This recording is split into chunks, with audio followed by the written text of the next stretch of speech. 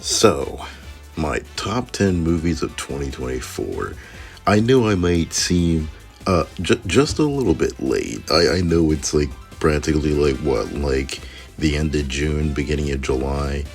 And I probably should have came out with this like last like December towards the end of 2024. But I'm not gonna lie, I kind of got distracted with other stuff. Marginal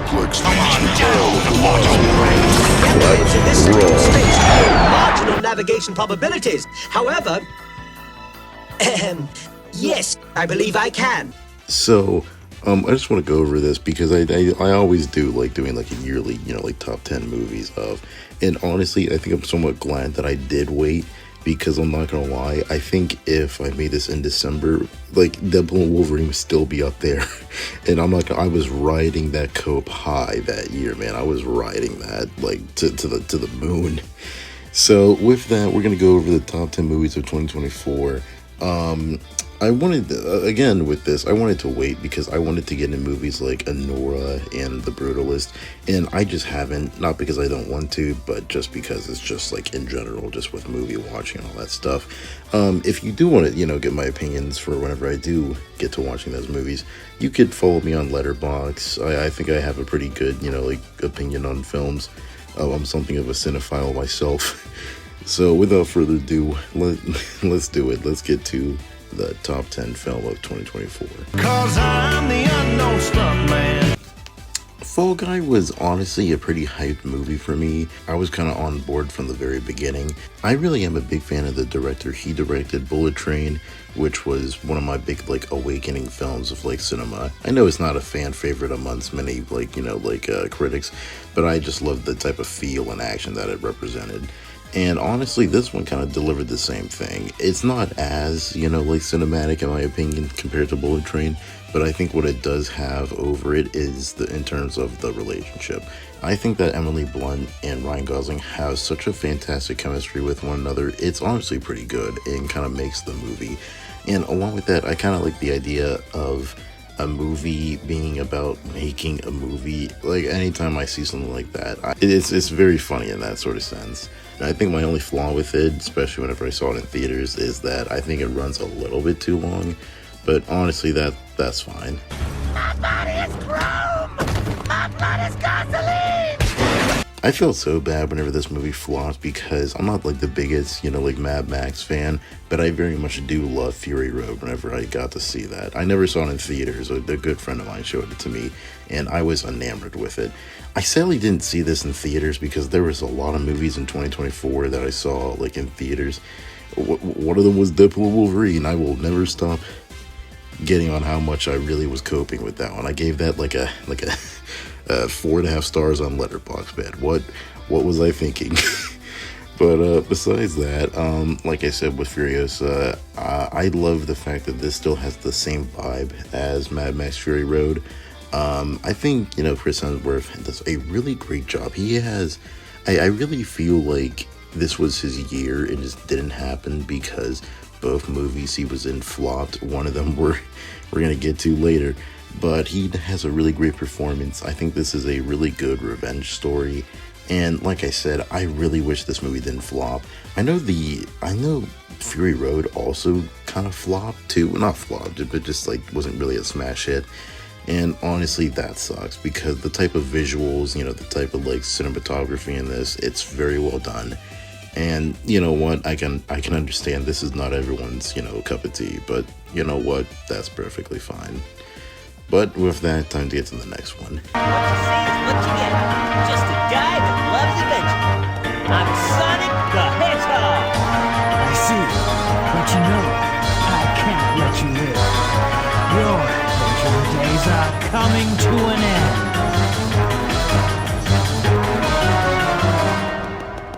I'm not going to change my mind on this. This might be pure cope. This just might be the Sonic fan in me, but I'm sorry. But Sonic 3 is a pretty damn good movie.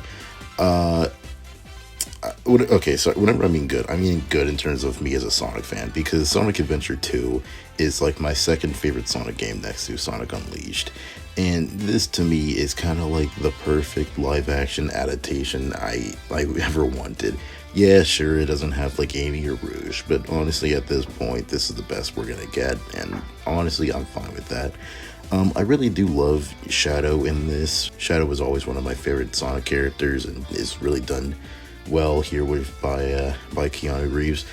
Jim Carrey, as always, is a standout. I think this is my favorite performance from him out of the three movies, and it just gets better and better. And being the fact that he plays both Dr. Eggman and his grandfather, Joe Robotnik, just makes it even more better.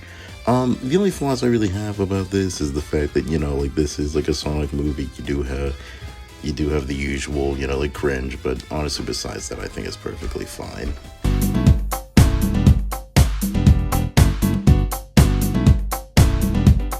Next one we have here, this was honestly a pretty good surprise. It was Challengers. This wasn't really on, like my eye whenever this came out, but whenever I saw this, I was honestly amazed because I always am a big fan of Zendaya. I've, known her ever since, the Casey Undercover days, and this was honestly pretty good. I think this is one of her best roles because I really love how she is as a character, but both of how she's able to manipulate both the brothers in this movie.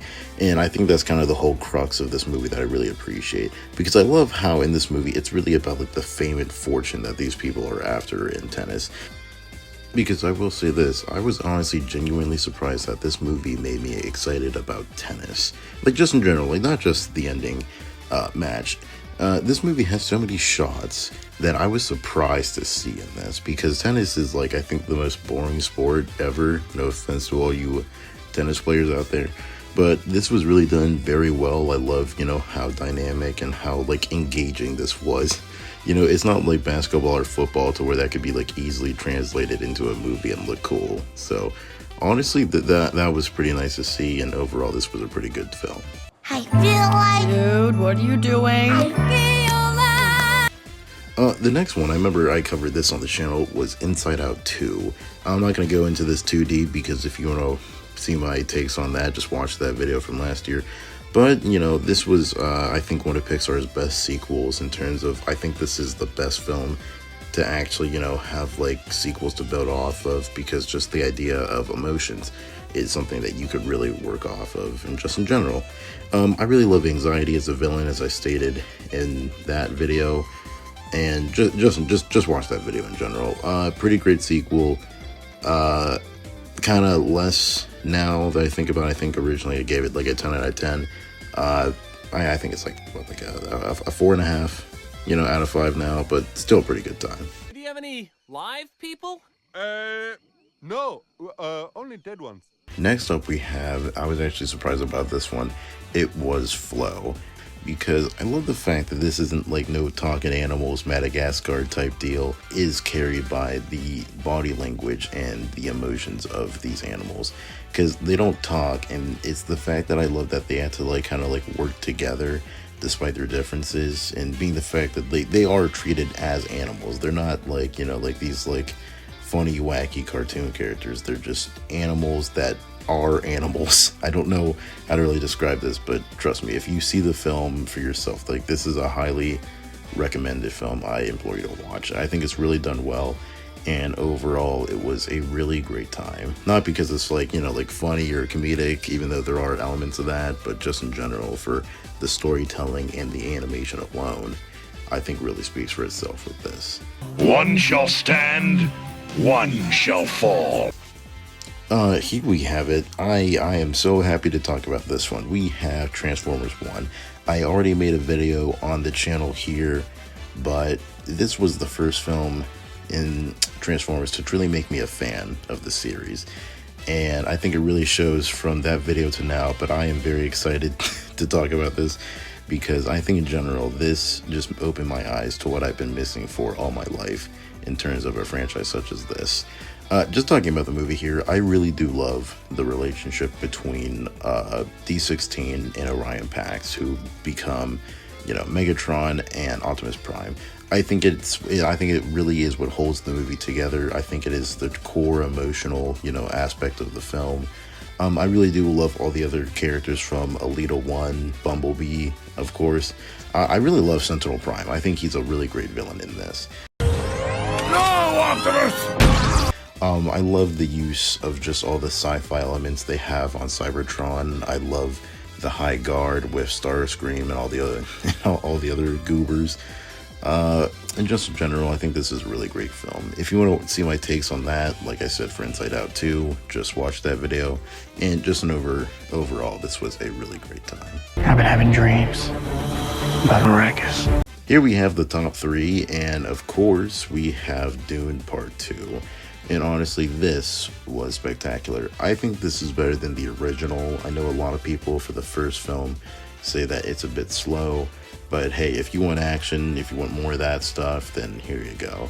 I very graciously was able to see this in theaters, and by God, I think still to this day, even after a year, I am just stunned by the type of work that they had in this movie. Like the visual shots, especially like with the desert and like the worms and all that stuff, it was amazing.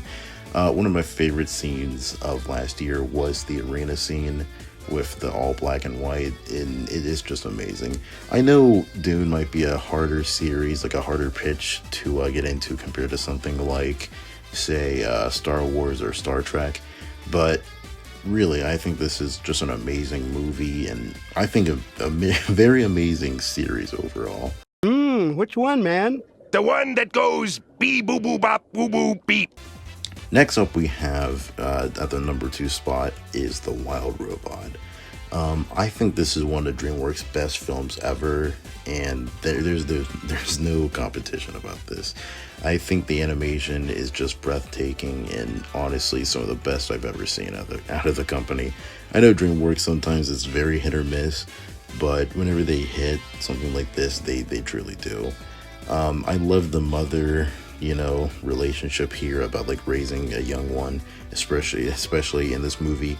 And honestly, I just love movies about like robots, like learning to gain souls and have their own, like personalities.